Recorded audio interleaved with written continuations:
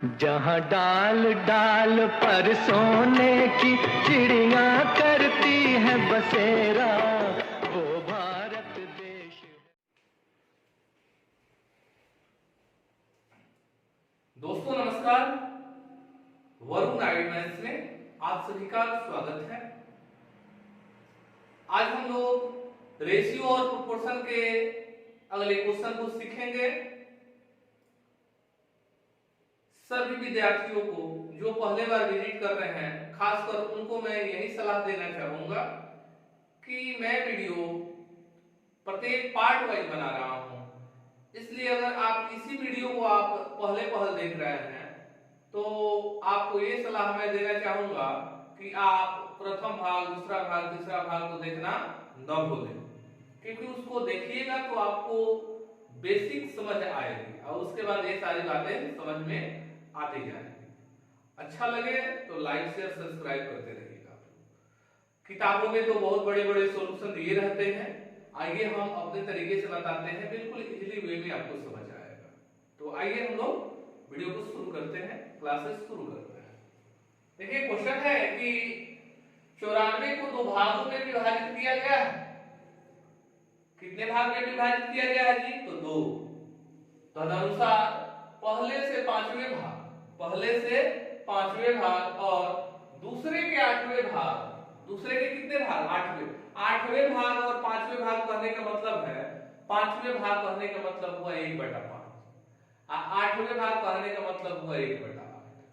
ठीक है, अगर कहा जाए कि 3 रुपया के चौथे भाग बताइए तो 3 गुने 1/4 लिख देंगे। समझ में आ रहा है बात? तो वही भाग का अनुपात 3:4 हो गया। अतः पहला भाग कितना है? अतः कितना? पहला भाग कितना है? आइए हम लोग देखते हैं। लिखा हुआ है 94 को दो भागों में विभाजित किया गया है, पहले से पांचवें भाग। अच्छा जी, यहां हम लिखे पहला का कितना भाग जी? पांचवें भाग। ठीक है, लिख दिए। और दूसरे के आठवें भाग का अनुपात। अच्छा जी,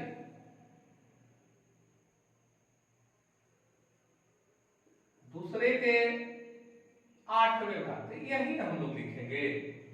लिख दिए। इसका अनुपात 3:4 है।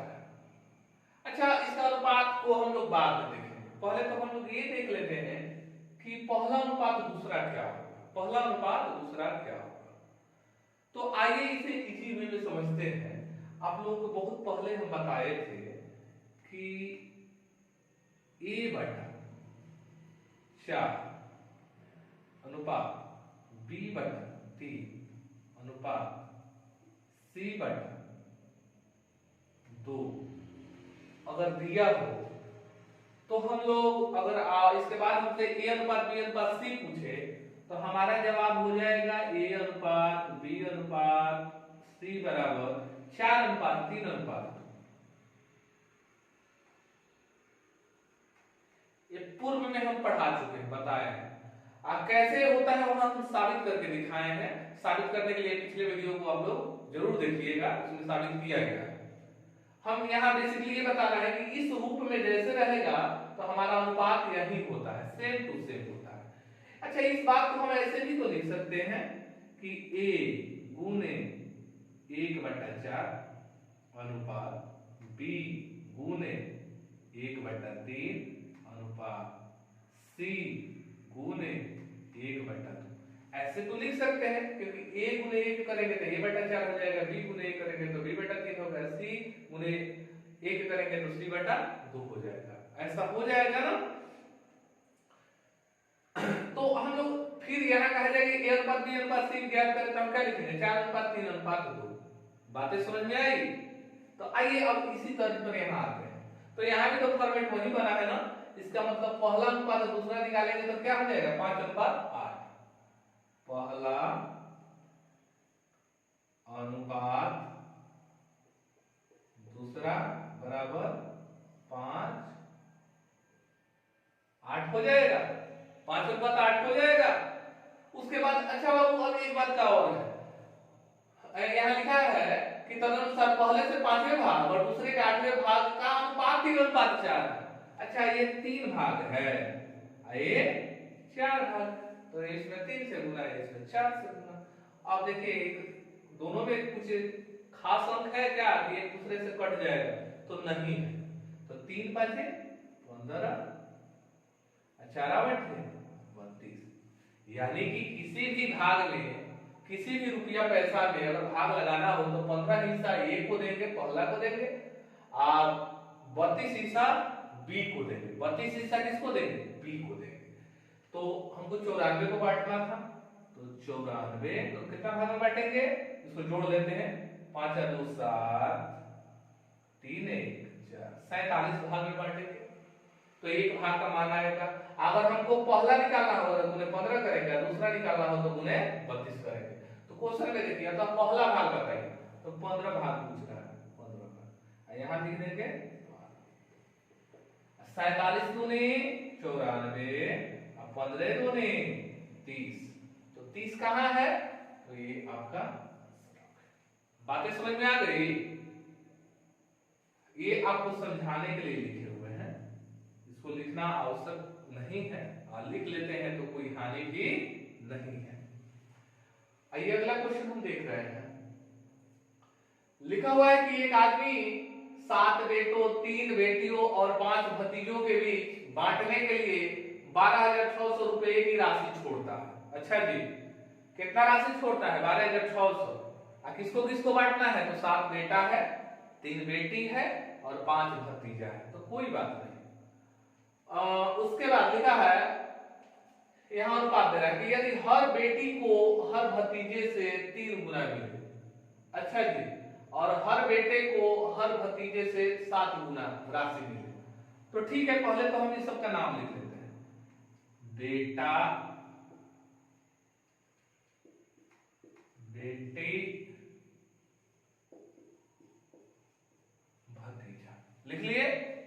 अब देखिए कोई भी इसको सेटअप करते हैं, कभी भी क्वेश्चन आए ऐसे कि फलाना चिलाना का दुगना है, चिलाना अन्य का चौगुना है, ऐसे क्वेश्चन जब आए तो आप लोग इस साइड से सेट करना प्रारंभ कीजिएगा, सुविधा होता है। फिर आप कहिएगा कि सर क्या इधर से नहीं कर सकते हैं? तो बिल्कुल कर सकते हैं, आंसर आएगा, लेकिन इधर से सुविधा होता है, तो सुविधा के लिहाज से हम कोई काम करते हैं। तो आइए देखते हैं, यदि हर बेटी को हर भतीजे से 3 गुना मिले, हर भतीजे से बेटी को 3 गुना, तो मान लेते हैं भतीजा को अगर 1 गुना मिलेगा तो बेटी को कितना मिलेगा? 3 गुना मिलेगा, तो ठीक है। यदि हर बेटी को हर भतीजे से 3 गुना राशि मिले और हर बेटे को हर भतीजे से 7 गुना, हर भतीजे से 7 गुना, तो 1 गुना, तो ये कितना गुना जी? 7। अब बातें समझ में आई होगी, तो ये अनुपात हम लिख दिए, लेकिन अब ध्यान रखना है कि कितना बेटा है कि 7 गो, तो इसमें 7 से गुना कीजिए। बेटी कितनी है? 3 से गुना कीजिए। भतीजा कितना है? 5 से गुना। अब देखिए तो किसी खास अंक से तीनों में से कटने वाला है क्या? तो नहीं कटेगा, तो नहीं कटेगा तो गुना कीजिए। तो 7 7 49, 33 का 9, 5 1 5, यानी कोई भी राशि होगा तो 49 हिस्सा बेटा को देंगे, बेटी को 9 हिस्सा, भतीजा को 5 हिस्सा देंगे, ठीक है। कोई बात नहीं। कितना रुपया है? 12,600 में बांटना है, तो 12,600 में हमको बांटना है। कितना हिस्सा जोड़ लीजिए? 9 9 18, 18 5 23 के 3 हासिल 2, 4 2 6 63। अब इसे एक हिस्सा का मान आ गया। अब निकालना जिसका है उससे गुना करते हैं। किसका निकालना है जी? यहां लिखा है हर बेटी का हिस्सा निकालना। हर बेटी का माने प्रत्येक बेटी को कितना मिले ये निकालना है। अच्छा तो बेटी का हिस्सा कितना है जी? 9, तो हम गुने 9 कर देंगे। अच्छा गुने 9 करेंगे तो कितनी बेटी का निकलेगा? 3 बेटी का निकलेगा। हमको 1 बेटी का चाहिए, तो जो मान आएगा तो वहां 3 से हम भाग दे देते हैं अभी डायरेक्ट। तो अब जो काटेंगे वो 1 बेटी का आएगा, आएगा ना? तो बिल्कुल सही। अब काट लीजिए। काटते हैं 63, तो 3 दूनी के 6, 2 6 के 12, 63 दूनी 126 होता है, और 2 को 0 बैठा दीजिए, हो गया। 5 3 का 9 होता है, और 3 दूनी का 6 होता है, 6 पदों को 0 बैठा दीजिए। अब वही आपका आंसर हो गया, 600 आपका आंसर हो गया। कहां दिया है तो बस क्लिक कीजिए, ये आपका आंसर हो गया। उम्मीद करते हैं समझ में आया होगा। चलिए इसी के साथ हम अगले क्वेश्चन की ओर बढ़ते हैं।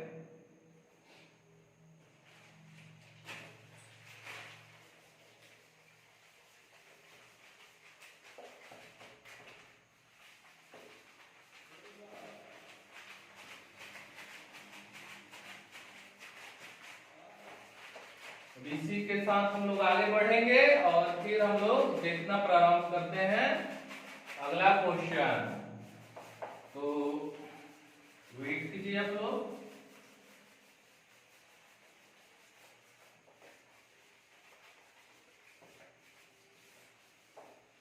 चलिए देखिए अगला क्वेश्चन को। तो अगला क्वेश्चन ये है कि स्कूल के थैले और जूते के दाम, स्कूल के थैले और जूते के दाम, स्कूल के थैले और जूते के दाम 7:5 के अनुपात में है। 7:5 के अनुपात में है, 7:5 के अनुपात में है। स्कूल के थैले का दाम, स्कूल के थैले के दाम, स्कूल के थैले के दाम, स्कूल के थैले का दाम जूते के दाम से, जूते के दाम से 200 रुपया, 200 रुपया अधिक है, 200 रुपया अधिक है।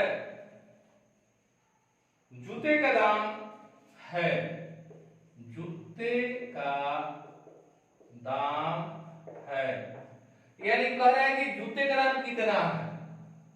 ठीक है, ऑप्शन हम लिख लेते हैं। ऑप्शन है 200, 700, 500, 200, 700, 500, 1200।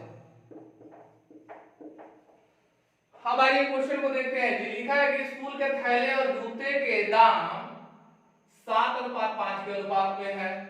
पहला थैला है तो जूता है, तो यहाँ लिखे थैला, एक जगह लिखे जूता। अच्छा, इसका अनुपात क्या है जी दाम का, तो 7:5 है। ठीक है, लिख दिए। स्कूल के थैले के दाम जूते के दाम से 200 रुपया अधिक है। ठीक है, थैला का दाम कितना अधिक है जी, तो 200 रुपया अधिक है। जूते के दाम बताइए, तो बिल्कुल आसान क्वेश्चन है। अच्छा ये देखिए, तो अनुपात के रूप में आप लोग थोड़ा देखिएगा। थैला का दाम 7 रुपया अगर है तो जूता का दाम 2 रुपया है, माने 2 हिस्सा, सॉरी, थैला का दाम अगर 7 हिस्सा है तो जूता का दाम 5 हिस्सा है। अगर कहेंगे कि थैला का दाम कितना अधिक है जी, तो 2 हिस्सा अधिक है ना, और रुपया में कितना अधिक दिखा रहा है, 200।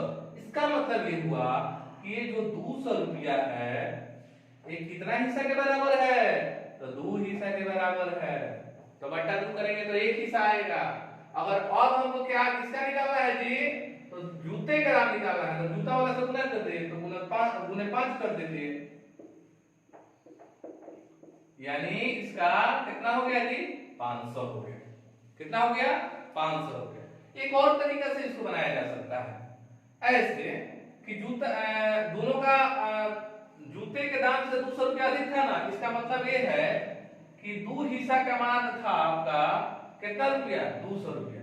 तो जब 2 हिस्सा का मान 200 रुपया, तो हमको जूता का निकालना है, 5 हिस्सा का मान निकालना था, तो 5 हिस्सा बराबर वाट, और जिसके कोने में वाट जाएगा वही बट्टा में जाएगा। तो वाट किसके कोने में जाएगा, 2 वाला, तो वाट बराबर 5 गुने 200 बट्टा 2। काट लेंगे तो ये 100 आ जाएगा, तो ये हो जाएगा हमारा 500। ये हमारा आंसर हो गया। तो बातें बिल्कुल समझ में आप लोगों को आई होगी, ठीक है। तो इसी के साथ फिर हम लोग अगला क्वेश्चन को देख लेते हैं।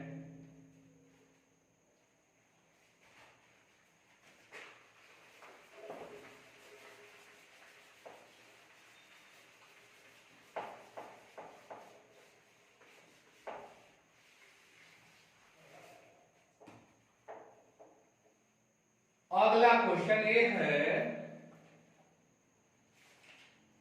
लिखा है कि कागज के बंडलों के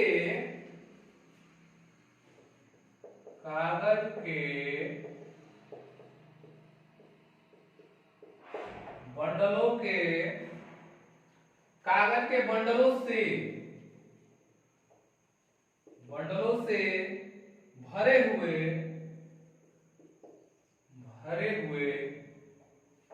एक बक्से का भार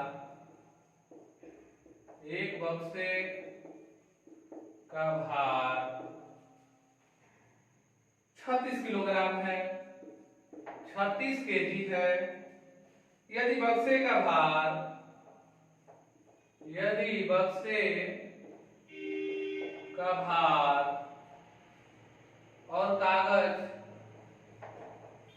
और कागज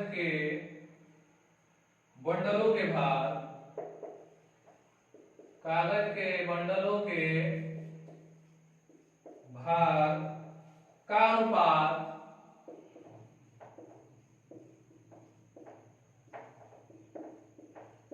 क्रमशः 3:22 हो,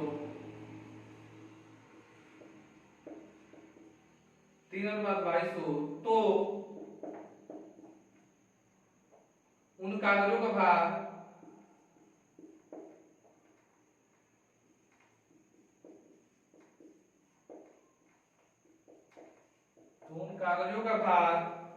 कितने ग्राम होगा?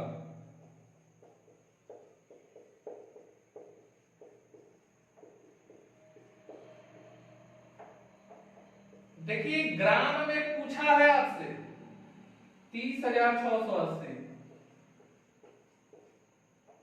बी है 30,710,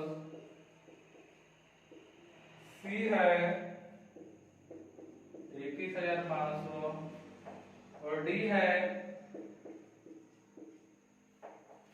चलिए ठीक है लिख दिए। अब हम क्वेश्चन को समझते हैं। लिखा है कि कागज के बंडल से भरे हुए एक बक्से का भार 36 किलोग्राम है, यानी कि बक्सा का भार और कागज के बंडल का भार दोनों संयुक्त रूप से 36 किलोग्राम है। यानी बक्से का भार और कागज के बंडल के भार, अच्छा ये बक्सा, ये है बंडल, बड़ा सा वर्ड नहीं लिखेंगे, कागज का बंडल बड़ा वर्ड हो जाएगा। हम समझने के लिए बक्सा है, ये बंडल है, तो बक्सा 3 हिस्सा है, ये है बंडल 22 हिस्सा है। कितना हिस्सा है जी? 22 हिस्सा है। ठीक है, कागजों के भार कितने ग्राम होगा? ठीक है, कागज के भार वाले कागज के बंडल का भार, कागज के भार के मतलब कागज के बंडल का भार 22 हिस्सा है। अब थोड़ा सा आसानी से समझिएगा कि कुल 36 किलोग्राम है, अब बक्सा 3 हिस्सा है, यही 22 हिस्सा है, तो टोटल कितना हिस्सा? 25 हिस्सा। तो बटा कर देंगे 25, बटा कर दिए ना 25। अब किसका हिस्सा निकालना है जी? बक्सा का कि कागज का बंडल के भार का? तो लिखा है उन कागजों का भार कितने ग्राम हो गए, यानी कागज के बंडल का भार कितने ग्राम। अच्छा, तो 36/25 लिखे तो एक हिस्सा कमाना है। अगर बक्सा का निकालते तो गुने 3 करते हैं, बंडल का निकालते तो गुने 22 करेंगे। तो किसका निकाल रहे हैं? बंडल का, तो गुने हम 22 कर दिए। तो ये जो हमारा आएगा मानो किलोग्राम में आएगा। किस ग्राम में आएगा जी? किलोग्राम में आएगा। तो भाई हमको ग्राम में चेंज करना है ना, तो 1 किलोग्राम बराबर 1000 ग्राम, तो 1000 से डायरेक्ट इसी में गुना कर लेते हैं, गुना कर दिए। अब हमको काटना है तो काट लेते हैं, 25 चौका 100 हो गया, 25 चौका 100, 0 उतार दिए। अब हमको गुना करना रह गया है, तो गुना कर लेते हैं। तो हम लोग गुना ऐसे करते हैं 22 चौक 88, 88 में 36 से गुना करते हैं। तो 88 में 36 से हम गुना करेंगे तो 8 छक 48 के 8 हासिल 4 8 छक 48 8 के 24। तो 48 में 24 जोड़ेंगे तो 48 अदू 50, 50 में 22 जोड़ेंगे तो 50 अभी 70 अदू 72 4 76 के 6 हासिल 7, अभी कट गया। अब देखिए 8 के 24, 24 में 7 जोड़ेंगे तो 24 में 6 जोड़ेंगे तो 30, 31 हो गया। तो 31 69 हो गया। आइए तो यहाँ 0 है तो 0 यहाँ बढ़ा देंगे। तो 31,680 कहाँ दिया है जी? 31,680। तो ये हमारा आंसर है। तो ये भी बिल्कुल इजी क्वेश्चन था, लेकिन इसमें ध्यान इस बात का देना है कि ये किलोग्राम था, ग्राम में पूछ रहा था। ठीक है, इसको अगर ध्यान आप नहीं देते तो आपका आंसर किलोग्राम में आता।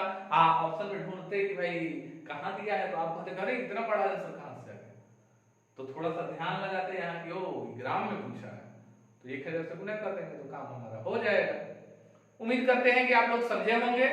अगर वीडियो अच्छा लगा हो तो बिल्कुल लाइक करें, कमेंट बॉक्स में इसकी चर्चा भी करें और अन्य बच्चों से, अन्य विद्यार्थियों से भी इस चैनल को सब्सक्राइब कराएं।